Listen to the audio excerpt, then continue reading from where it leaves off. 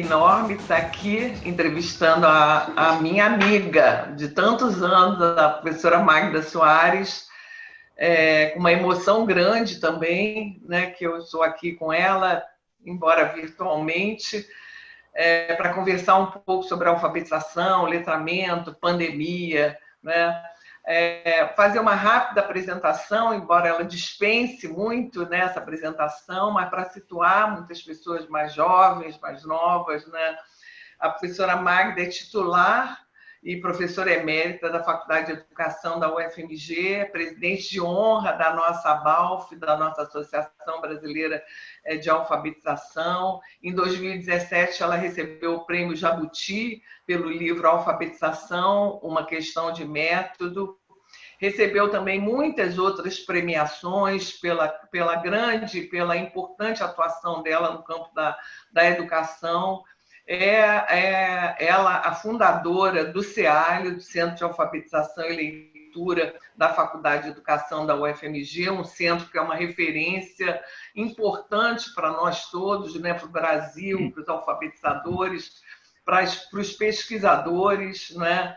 Formou muitos professores, muitos mestres, muitos doutores e continua formando, né? Tem muitos artigos publicados, tem uma produção fecunda também de livros que continuam contribuindo para nós entendermos, estudarmos, né? E também formarmos professores da área principalmente de alfabetização, mas também de ensino de língua portuguesa. E essa relevância, né, do trabalho dela, né, tem dado frutos e continua dando frutos para nós hoje, para a nossa alegria, não é? Então, ela tem uma contribuição também grande de livros didáticos, né, durante o período, uma produção importante até para a mudança, né, dos livros didáticos aqui do Brasil, de formato, de organização, né? Uma produção bastante relevante também, né? E há mais de 10 anos ela é colaboradora e parceira lá da rede municipal de Lagoa Santa, um município da região metropolitana de Belo Horizonte, né, onde ela vem atuando lá, trabalhando com professoras e professores, fazendo um trabalho que também tem sido referência para nós, né? Então, eu organizei alguns tópicos aqui de conversa para nós irmos batendo aqui uma bola, como se diz, né, conversando um pouco.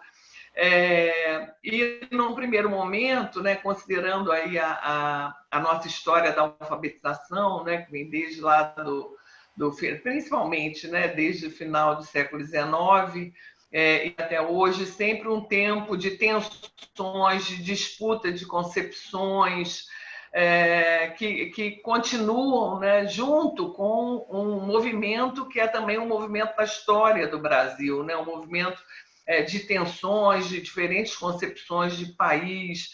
Então, eu pediria à Magda que ela falasse um pouco disso, né, que destacasse alguma questão que se mostre relevante para ela, para nós pensarmos também esse momento atual que nós estamos vivendo em relação a uma nova política nacional de alfabetização, né, do atual governo.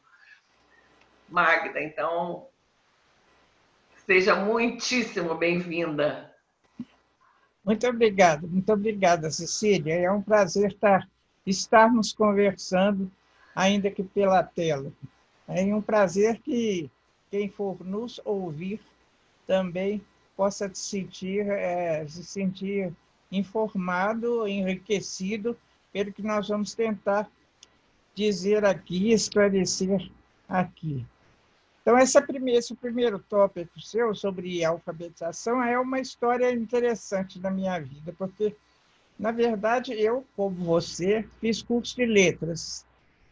Nós não somos de origem de curso de pedagogia, mas de curso de letras. É isso mesmo. Então, quando eu me formei, eu entrei logo para o trabalho, para ir escola pública.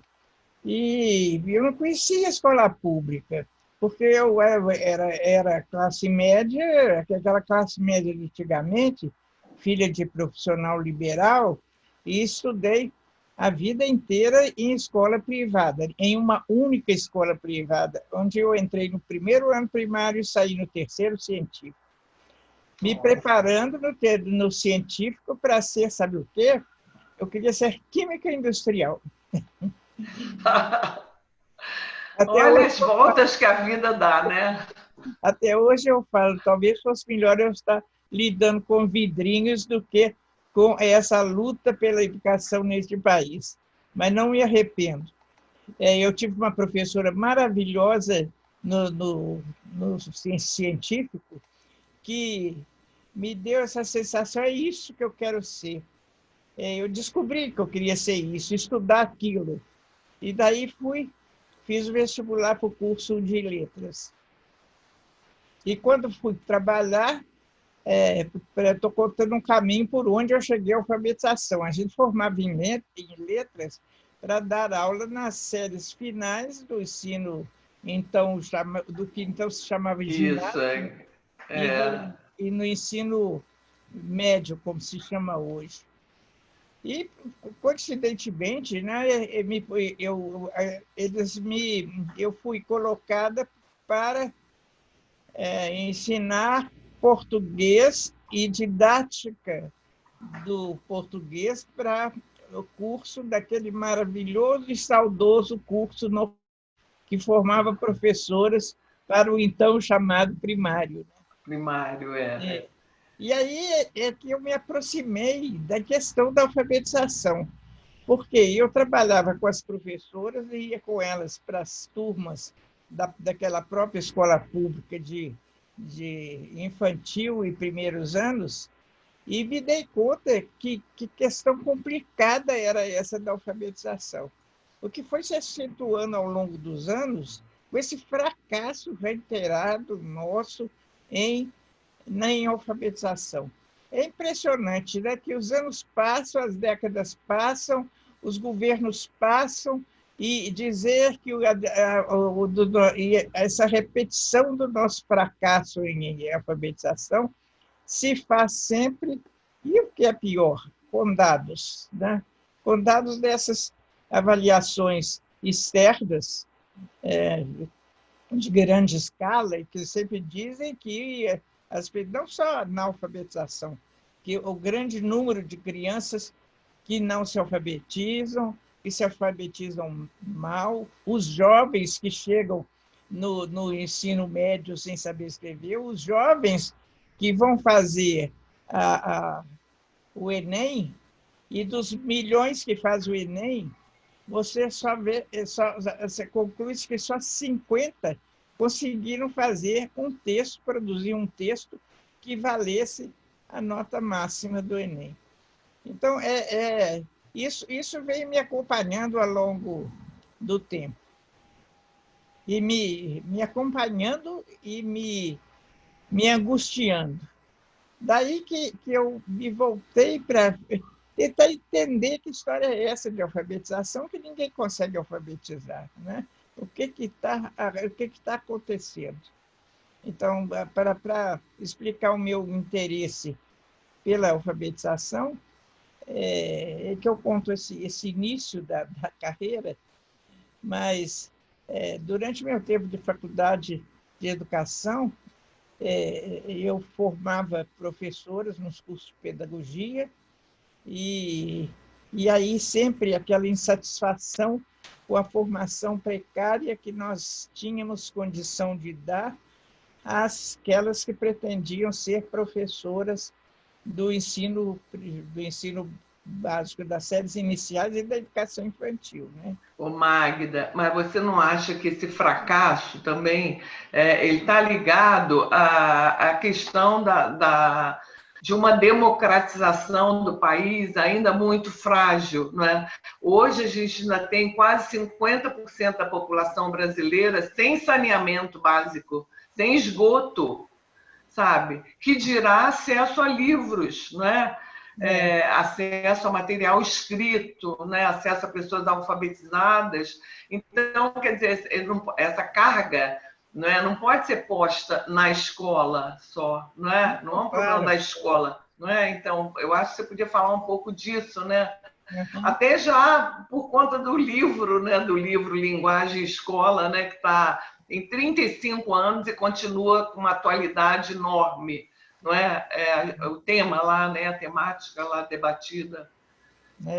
É, foi o primeiro, um dos primeiros livros que eu escrevi, foi consequência disso mesmo, de Pois estar é. lidando com crianças e jovens de escola pública, municipal. E aí a divisão de classe, discriminações, as condições de vida daquelas crianças, porque a escola era na beirada de uma grande favela aqui de Belo Horizonte.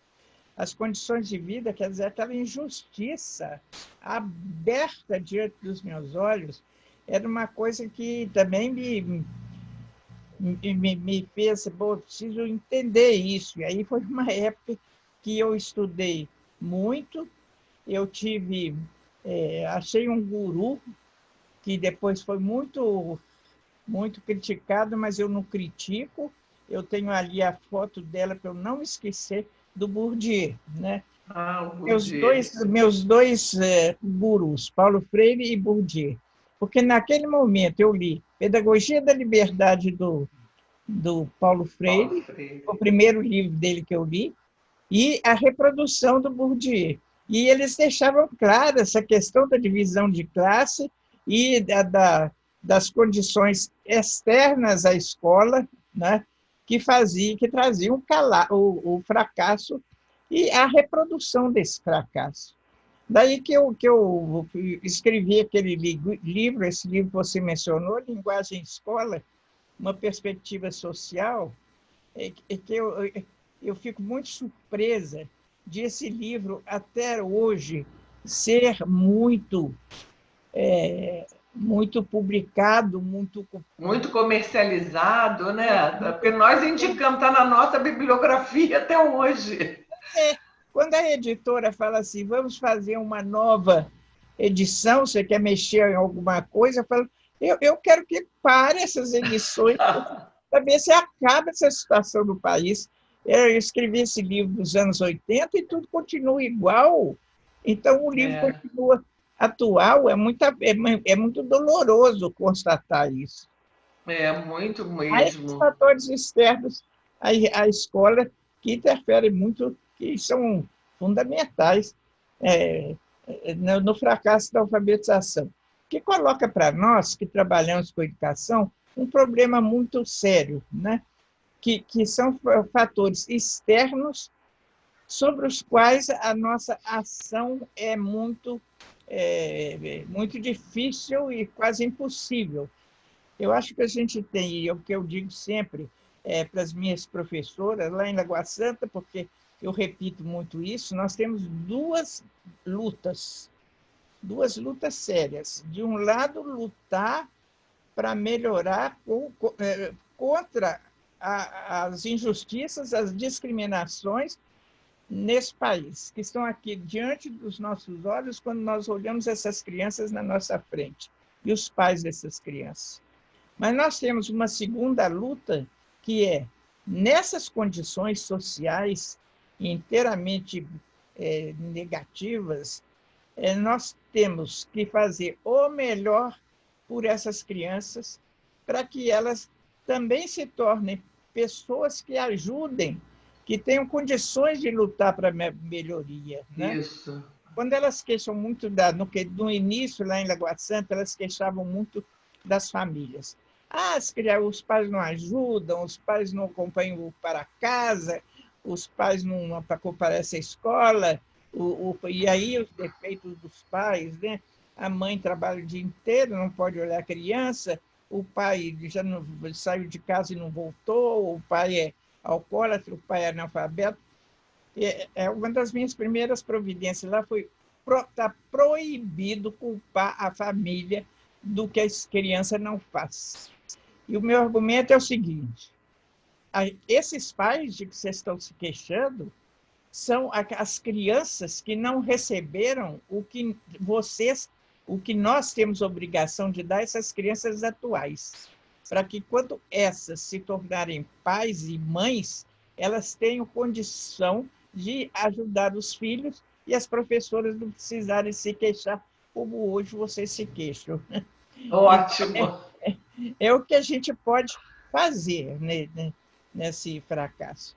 Agora, você destaca também linguística, não é? A questão da variação linguística ainda é um entrave muito grande, não é? Porque não é uma questão só para quem é alfabetizador ou quem ensina a língua portuguesa, é uma questão para todos os professores, né? Um preconceito linguístico muito grande, né, muito Magda? é, Que também é um entrave para o trabalho pedagógico, não é? é, e atualmente no ensino, como as professoras das educação infantil e das séries iniciais, sobretudo essas, elas em geral são já pesquisas feitas sobre isso, são a primeira geração das famílias que chegam ao curso superior. Então, elas são oriundas também dessas camadas desprivilegiadas, né? Dessas camadas oprimidas, para falar como Paulo Freire. Então, elas ainda não dominam, elas dominam um dialeto que não é o que a escola quer, né? É aquele contra o qual a escola tem preconceito. Preconceito, Exatamente. exatamente. Então, é uma área em que a gente precisa trabalhar muito. Muito. Exato. Eu Pra, também acho que é uma área assim nodal, é um nozinho que tem aí que é muito difícil, né? Porque na sociedade ele existe, né? Como a é, nossa formação em letras, volta e meia alguém ou amigo da família vem me contar uns casos assim que são claramente de preconceito linguístico, como se fosse uma coisa muito ruim, muito errada, né? E a é, gente tem que estar até com as crianças pequenas, sabe? Então é uma dificuldade grande, né? Então, eu acho que em relação a isso, a esse tema, né, que nós estamos tratando, a questão da chegada, né, do fortalecimento, né, da noção do conceito de letramento, né, eu acho que tem a ver com essas dificuldades que a gente tem vivido, né, para alfabetizar a população brasileira como um todo. Não é? Então, num artigo de 2014, né, que saiu na revista Bactiniana, que eu discuto o conceito de letramento, né, eu discuto o conceito de letramento assim, a partir do seu trabalho e de outros autores, eu falo que essa tomada, né, não foi retomada, né, mas essa chegada assim do termo letramento, da noção de letramento, ela chega como uma estratégia de compensação. Quer dizer, na medida em que nós sempre sentimos que essa dimensão social, né, essa faceta, né, como você chamou lá no seu artigo de 1985, né, as muitas facetas da alfabetização, mas então, como essa faceta social, né, é pouco vista, não é? Pouco considerada, porque há uma preocupação muito grande com o sistema, então foi para dar relevo a essa dimensão social. E aí, nesse sentido é que eu falei que nós podíamos considerar, né, como uma estratégia de compensação, como chamou a professora Zaya Brandão, né, da PUC, para o ensino supletivo, as classes de EJA e outras estratégias, né, para a gente poder tentar dar conta dessa população como um todo, não é? Então, se você puder falar um pouquinho, né, sobre o conceito de letramento e essa relevância dele. Porque eu acho que a gente se deu conta, e olha que isso só aconteceu lá por meados dos anos 80. A gente se deu conta de que aquela preocupação justificada, intensa, mas parcial, de que era preciso alfabetizar os analfabetos, né, para nós diminuirmos o nível de analfabetismo no Brasil. E aí houve muita ingenuidade, né, de considerar que o sujeito estava alfabetizado quando ele conseguia assinar o nome, ou quando ele conseguia escrever uma cartinha lá para o presidente. Enfim,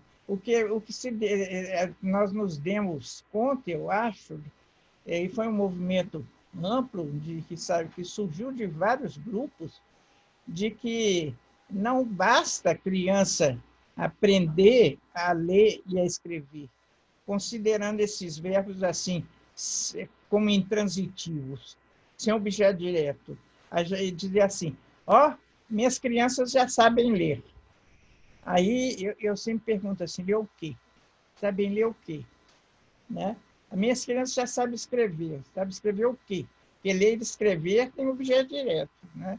Então, nós descobrimos que era preciso botar o objeto direto de ler e escrever ao lado da alfabetização. Aprender a ler e escrever em material real, rodeados de material real, fazer esse material real, livros, jornais, revistas, gibis, chegar às crianças e às casas das crianças. Né? Isso acabou ganhando esse nome de letramento, muito como é considerado literacy em países de língua inglesa. Né?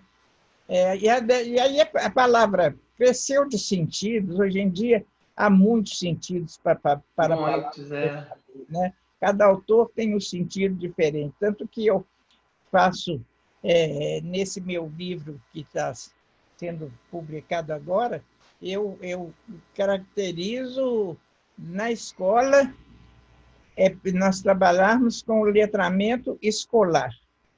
O que eu chamo de letramento escolar, quer dizer, é o letramento que você faz na escola com vistas a lá fora, com material real. Né? Porque por mais que você queira trazer o jornal para a sala de aula, o que você traz é um pedaço de jornal. Né?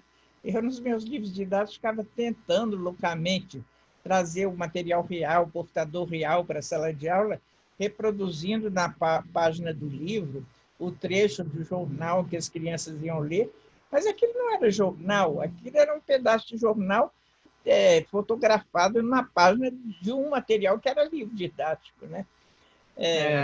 Então, é muito difícil. Isso faz uma diferença grande, né, Magda? A criança ter o jornal e ter uma foto do jornal, né?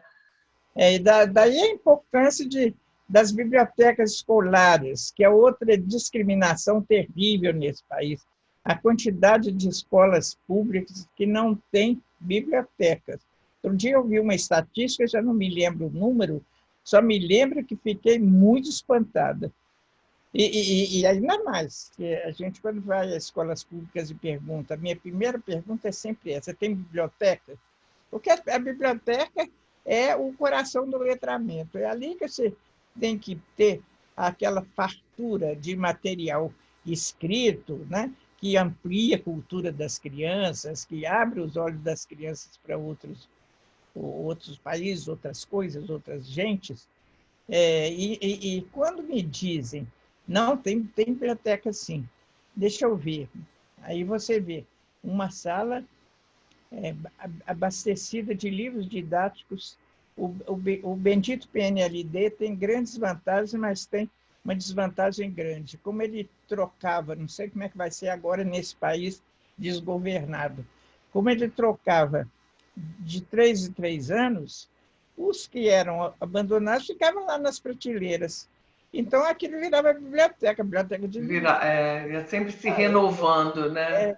E não era uma biblioteca de livros das crianças menores, então, na fase de alfabetização, com livros infantis. Tanto que, em Lagoa Santa, nós criamos para todas as escolas bibliotecas que eu fiz questão que se chamem biblioteca infantil, com material para crianças da educação infantil e das séries iniciais. Muito livro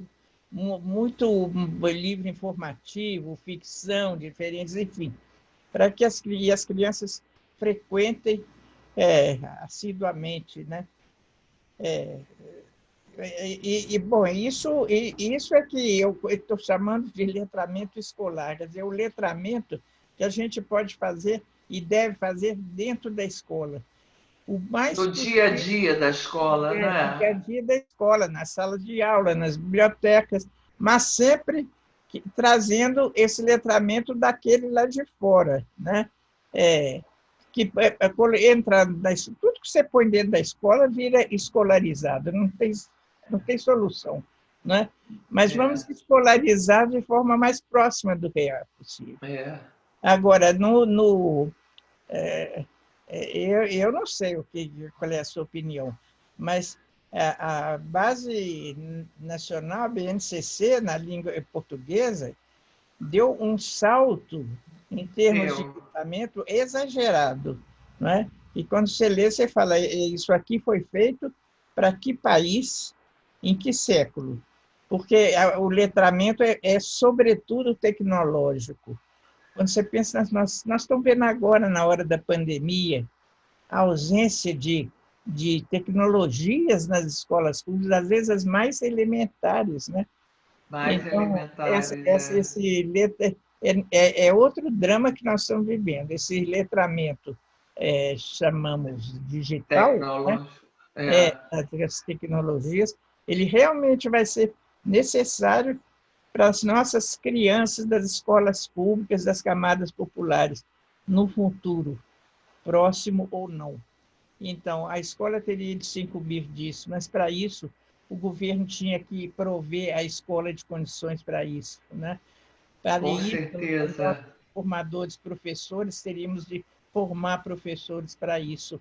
É uma cadeia difícil, né, de se enfrentar. Muito difícil. E agora, nesse tempo de pandemia, não é? Quer dizer, a gente está vivendo um tempo de pandemia dentro de um país, como você diz, desgovernado, né? Quer dizer, então nós estamos assim, muito sobrecarregados, né, como professores, tanto os professores que estão nas séries iniciais, né, no ensino fundamental, ensino médio, e nós também na universidade, né? Porque nós estamos lidando com essa realidade, né? A desigualdade social veio à tona, sim, não é? Subiu.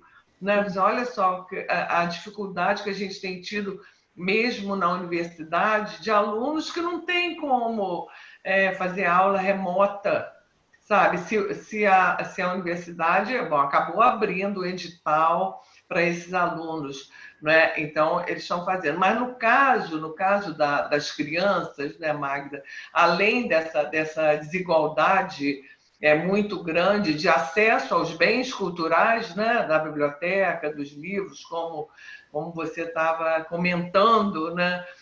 A gente tem outras questões, né? Outras questões também que são, por exemplo, alguns pais, pelo que tem lido nos jornais, preocupados com os conteúdos, né?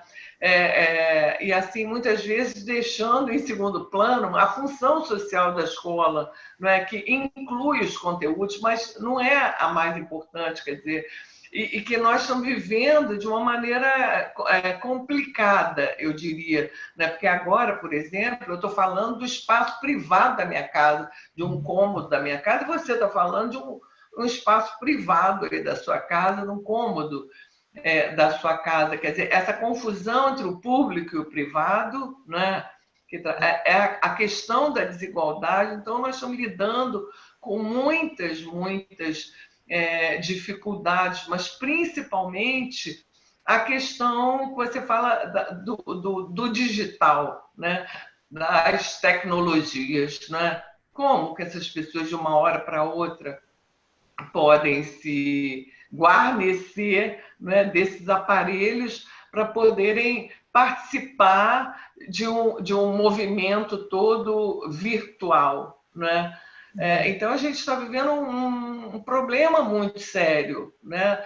Que algumas prefeituras até têm dado algumas soluções interessantes. No outro dia uma colega falava de Canindé, que a prefeitura está distribuindo livros toda semana. Saem pessoas distribuindo livros nas casas dos alunos. Olha que maravilha, não é? Mas isso são algumas prefeituras, outras estão lá colocando os professores das secretarias para preparar exercícios para botar como se fosse uma aula presencial, né? E é uma situação que demanda, né, novas formas de ação, né? Novas formas de ação pedagógica, né? Exatamente. Então, como é que você está vendo essa questão toda aí? Como é que você tem pensado nisso? Pois é, de um lado, eu penso que é mais um acontecimento imprevisível essa pandemia, né?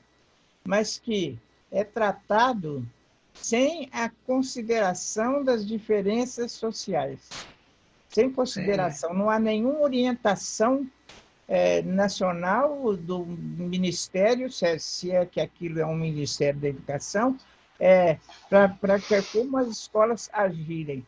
E quando agem, é para acentuar a diferença, porque dizem aulas online, vamos fazer aulas online, vamos usar as redes sociais, mas não pensam na grande maioria das crianças que não tem isso. Há pouco tempo, olha, eu sou tão angustiada com isso que às vezes eu brinco com a minha família, acho que eu não morri até hoje, porque enquanto eu tiver com essa angústia, ela vai me manter viva, lutando, né? A luta, né? O movimento para a luta, né? Eu fui fazer o último censo escolar, que é de 2009, na 2008, ele foi publicado ano passado, 2009. Eu me dei o trabalho de contar quantas crianças matriculadas na educação infantil e nas séries iniciais do ensino fundamental, que é a grande fase da alfabetização, né? Estão matriculadas em escolas públicas nesse Brasil enorme. E me dei conta que são mais de 20 milhões de crianças. Aí eu me vejo diante de 20 milhões de crianças que precisam aprender a ler e a escrever, a se desenvolver culturalmente, socialmente, etc. 20 milhões, não é pouca gente, não. É muita criança de que nós estamos prejudicando o futuro. Nós temos que cuidar dessas crianças, né? Não só na alfabetização, mas em todos os aspectos. É um fator fundamental para a transformação desse país, né, Magda? Mas você vê há quantos anos, né, desde o processo de abertura, lá na década de 80, não é? Em que nós, quando saímos daquela ditadura, foi assim, uma festa pedagógica. Quantas propostas, né, no país inteiro, não é? Quanta E esperança, né? Quantos quanta sonhos. esperança, quanta coisa boa, né? E nós estamos até hoje, quando a gente se dá conta, né, já se passaram 30 e 35 anos, quase 40 anos, e nós estamos de novo lutando, né, lutando com a Política Nacional de Alfabetização, né, lutando com essa escassez de política pública para essas áreas fundamentais que são a saúde e a educação, né? Estamos nós aí nesse barco, né? Como você diz, quer dizer, nós temos as nossas lutas individuais, temos as nossas lutas coletivas, né, dentro das nossas universidades, dentro dos sindicatos, mas isso a gente ainda não conseguiu, né? Porque se a gente não conseguir pela base, como você falou, né, se a gente não pensar nesses 20 milhões de crianças, né, lendo, escrevendo, tendo acesso à cultura letrada, ao mundo letrado, né? Vai ser muito difícil, né? Esse processo de transformação. Então, tem embargos aí, né? Que que a gente vai vendo assim, não são intransponíveis, né? Mas que dependem de um envolvimento, uma participação social maior, não é? Um envolvimento das pessoas, né? Você tinha falado aqui do livro Linguagem e Escola, né? Que sempre, eu nunca mais esqueci aquele final daquele livro, né? Eu acho que é um livro, para mim, marcante como leitora, né? Como uma pessoa que é da área também de educação, e da sua produção, né? Quando você fala é que a escola não é para todos, a escola tem que ser de todos. Quer dizer, enquanto a sociedade não se responsabilizar também, né, não são só os alunos, os professores, os profissionais da educação, mas a sociedade se responsabilizar por isso. E o que a gente tem visto é um trabalho cada vez mais individual, né? Quer dizer, isso aqui, nós estamos aqui no espaço privado das nossas casas, e uma tendência muito grande, né? Para se privatizarem esses espaços que a gente deseja que sejam públicos, né? Para aumentar as bibliotecas públicas, os teatros, os cinemas, né? Então, hoje todo mundo tem home theater, né? Então, cada um na sua casa, assistindo. Eu ontem falei, não, domingo, né, na casa de uns amigos, assim, eu estou doida para voltarem os cinemas, eu estou com uma saudade dos cinemas enorme. Aí um lá virou e falou assim, hoje eu estou tão acostumada a ver na tela da televisão os filmes, eu falo, meu Deus, essa coisa... O cinema é muito mais do que ver o filme, né? É igual a escola é muito mais do que conteúdo, né? Tem toda a questão das interações, né, Magda? Fala um pouquinho disso para a gente, assim, dessa função social da escola, né? Para além desses conteúdos, né? Que os pais têm chamado muita atenção, preocupados que os alunos vão perder um ano, né?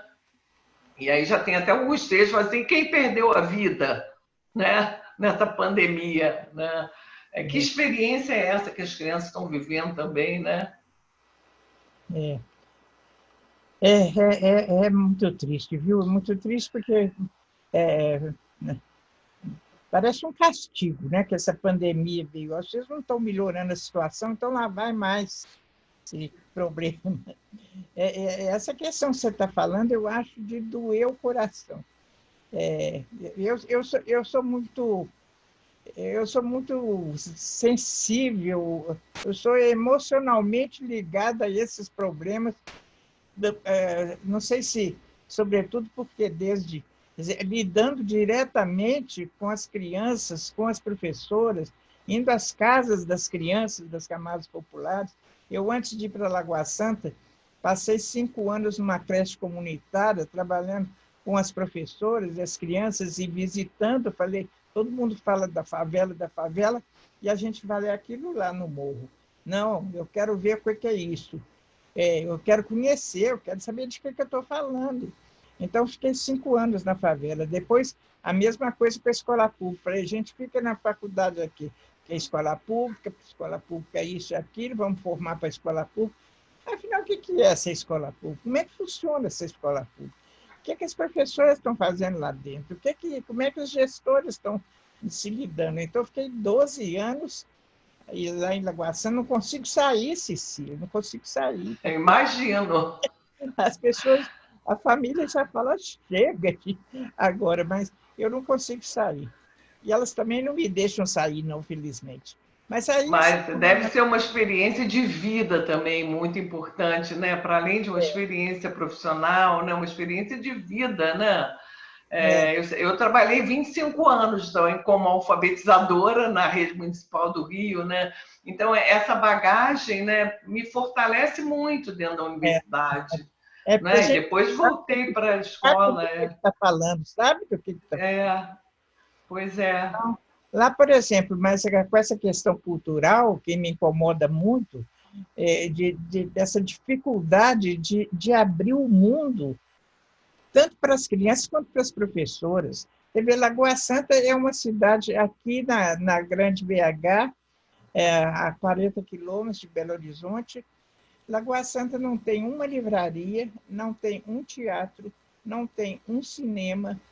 Então, você imagina o que são essas outras muitas escolas públicas por aí que não têm essas alternativas de ampliação do mundo cultural das pessoas, né? Porque isso tudo foi se privatizando, né?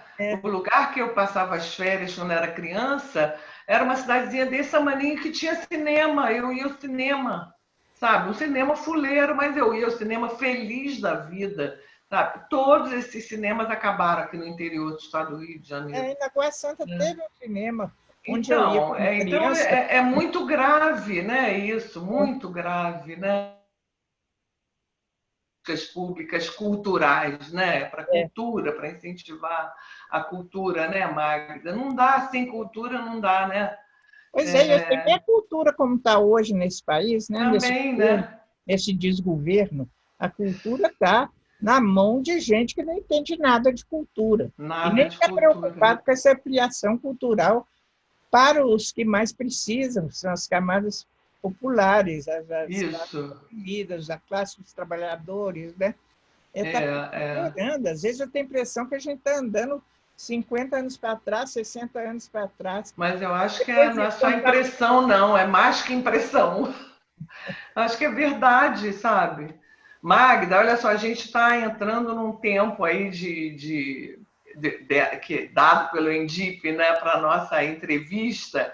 Aí eu queria, você que é uma leitora, conto mais, aí se você tivesse que indicar um ou dois livros para uma professora, para as professoras, que livros você indicaria e por quê? E também para criança, e se fosse para uma criança, porque a gente sabe que você tem uma biblioteca infantil na sua casa, você declarou isso. bastante grande. Eu também tenho Além de aqui, uma não é bastante biblioteca, grande, mas além de eu uma tenho. biblioteca não infantil, que esses aqui em volta podem ver É, o povo, que esse é só um quarto. A outra biblioteca está aqui do lado, com tanto ou mais livros do que aqui. Eu sou viciado em livro. Eu costumo dizer assim, tem gente que fuma, tem gente que bebe, eu compro livro. Porque eu compro o livro, eu quero o livro. O livro, para mim, é um eu também objeto gosto do cultural livro. da maior importância, né? Agora que tentaram me convencer de, não, mas é muito mais fácil você ler no Kindle.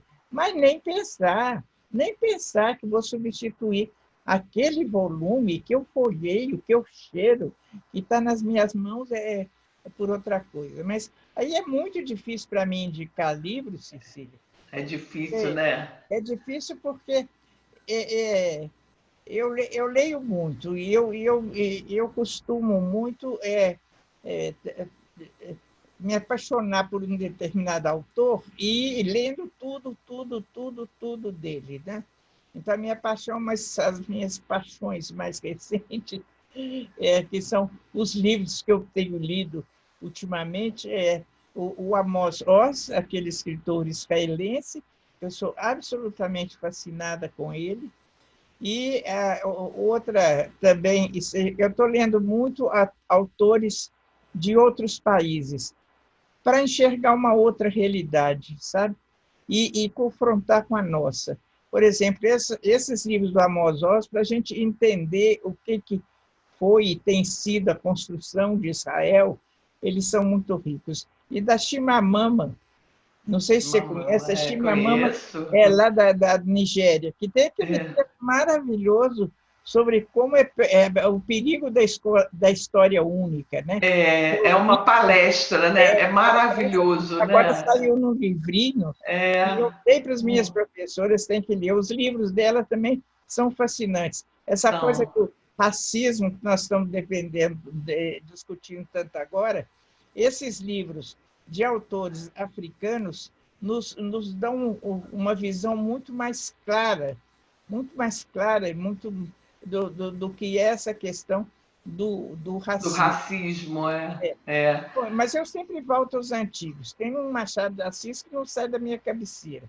Sobretudo os dele que eu gosto mais, que as pessoas se surpreendem, mas que eu gosto muito é do Memorial de Aires e do Esaú Pó, que são os dois últimos dele, né? Agora, livro infantil, eu tenho pilhas e pilhas e pilhas.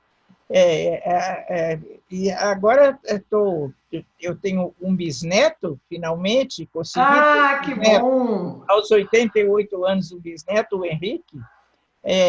Então, eu estou abastecendo o Henrique de livros, né? Quantos anos ele tem, Magda? Ele vai fazer 2 anos agora, mas ele já... Eu escrevi do Leiturinha, aquele site do Leiturinha, então, todo mês ele recebe 2 livros e eu também vou comprando e mandando. Tanto que ele pega um livro, qualquer livro, e fala, quem te deu?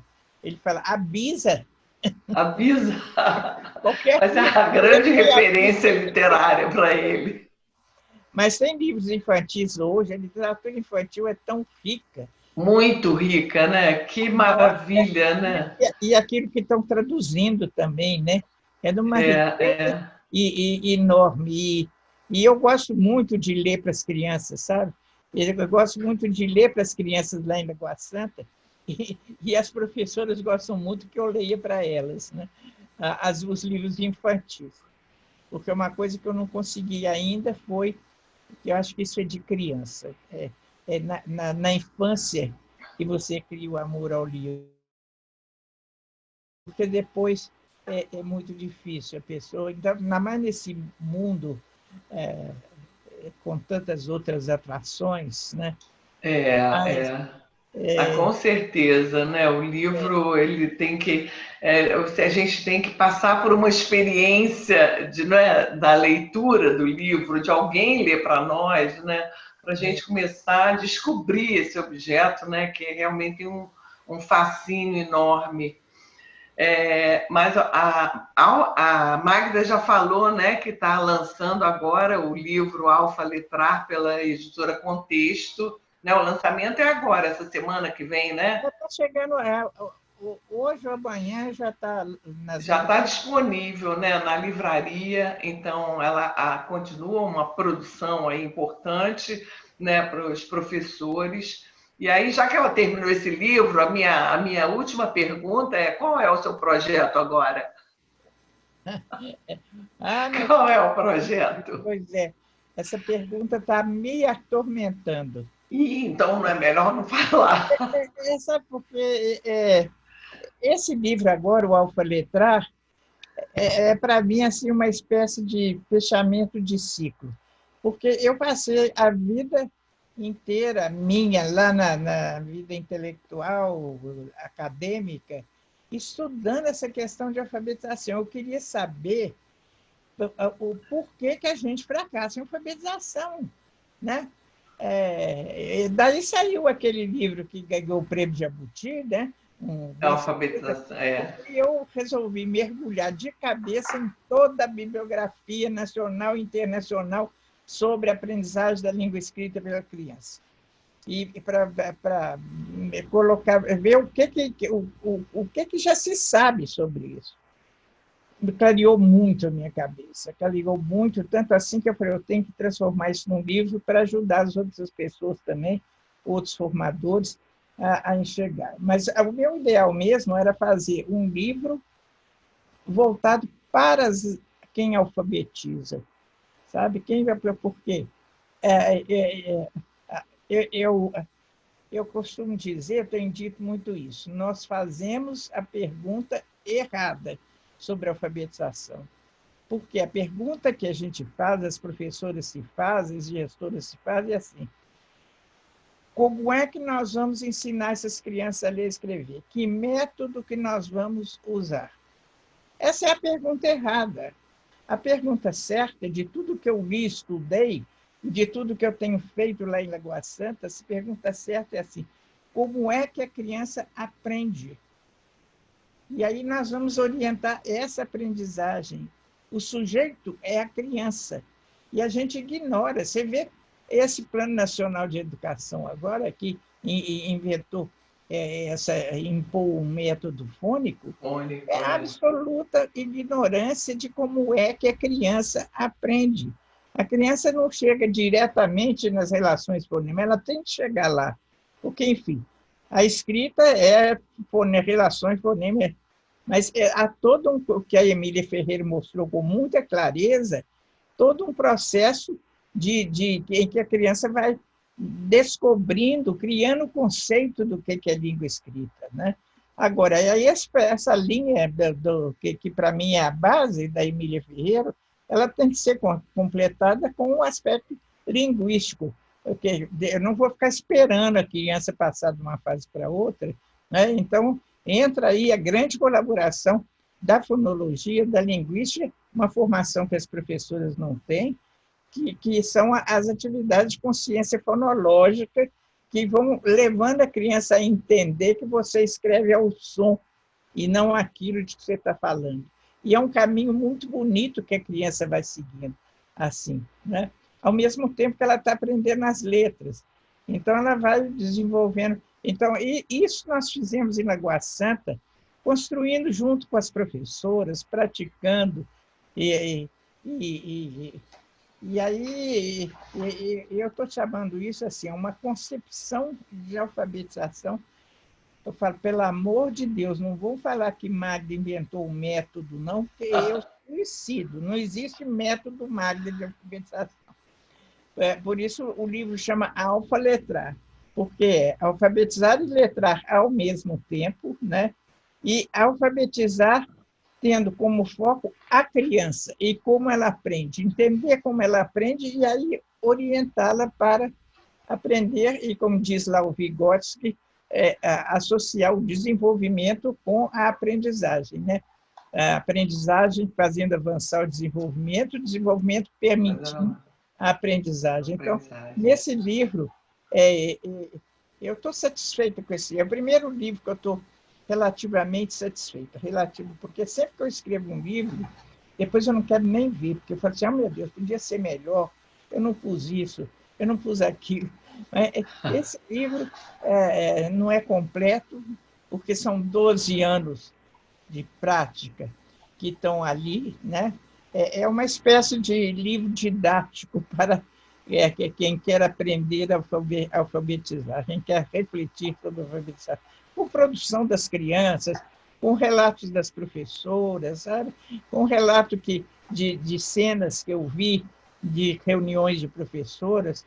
Então, deve ter uma riqueza enorme, né? Eu me sinto. Aí, eu tenho um acervo enorme, passas e passas de material, porque as professoras sabem que eu quero, que eu gosto, então o que elas vão produzindo, elas vão me passando, o que acontece, elas me contam, né? Que tempo, viu, Cis? É a melhor experiência de aprendizagem da minha vida, foram esses anos em Lagoa Santa. Eu aprendi mais do que das muitas pesquisas, das muitas leituras, dos muitos estudos. Talvez seja. É muito rico, né? Nós estamos lá uns 3 a quase 4 anos também com professoras alfabetizadoras no grupo de pesquisa, né? Discutindo com a gente, tem sido de uma riqueza imensa, né? Nós já tínhamos algumas, agora a gente tem mais ainda nesse grupo de pesquisa. Magda, a gente precisa encaminhar para terminar, infelizmente, né? Mas eu acho que foi uma oportunidade enorme, né? Tenho que agradecer ao Endip esse convite para estar aqui com você, fazendo essa conversa gostosa, que por mim continuaria, mas a gente vai continuar depois, né? A Magda faz parte, né? Faz parte importante da educação brasileira, da formação, da pesquisa no Brasil, né? Da pesquisa em alfabetização, né? Nos caminhos políticos mesmo da educação brasileira. E faz parte especialmente de uma maneira muito, muito importante da minha vida. Né? Eu acho que ela representa bem a mulher poetizada pela conterrânea dela, Adélia Prado, né? Que diz que a mulher é desdobrável. Ela é. A Magda é desdobrável. Ela é muito, né? É uma típica mineira, né? Sempre a gente chama atenção disso.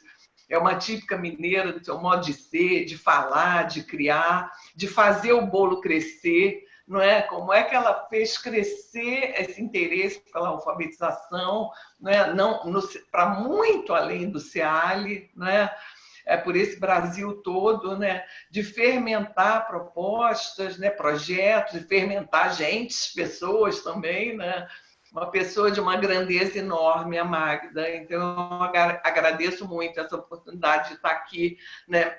Ainda que virtualmente, né, por essa importância toda dela, principalmente afetiva também aqui no meu caso, na minha vida. Obrigada, Magda. Você quer falar alguma coisa, comentar alguma coisa para a gente terminar?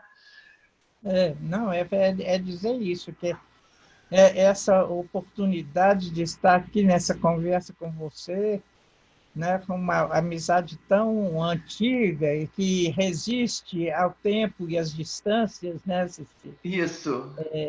E para trocar ideias com uma pessoa com quem duas pessoas que têm tanta afinidade nos seus sonhos, nos seus ideais, né, nas suas vontades de mudança, né?